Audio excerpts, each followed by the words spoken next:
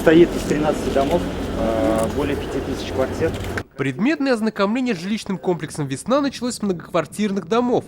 Рядом разбит парк и уже есть подземный паркинг. 2 детских сада и школа в проекте. Как отметил Виталий Мутко, именно такой комплексный подход должен быть в основе застройки городов. Среди человек хочет въехать, должна быть здесь школа, здесь должна быть возможность погулять с ребенком, пожилому человеку отдохнуть. То есть должна быть некая такая стандарт. Новый импульс градостроительству даст национальный проект «Жилье и городская среда». По нему будет и больше финансирования, но будут и новые правила. На нацпроект уже в этом году республика получит около 6 миллиардов рублей. Республике предлагают присоединиться и к пилотному проекту по индивидуальному жилищному строительству. Его федералы готовы софинансировать. И сегодня, если вы покажете некий такой модель своего индивидуального жилищного строительства, в конце года мы могли бы, мы хотим, готовы при корректировке бюджета или возместить до 500 миллионов направить на индивидуальное жилищное строительство.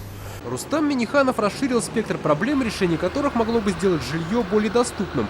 Это и строительство дорог и прочей инфраструктуры, а также снижение ставки по ипотеке.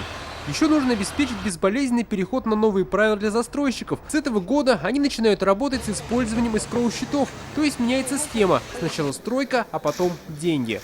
Каждые 2 недели мы собираем все банки застройщиков и смотрим, куда и как мы продвинулись. В любом случае, здесь, как у татар, и в оглоблях, и в лошадке есть вопросы, поэтому шаг за шагом будем работать.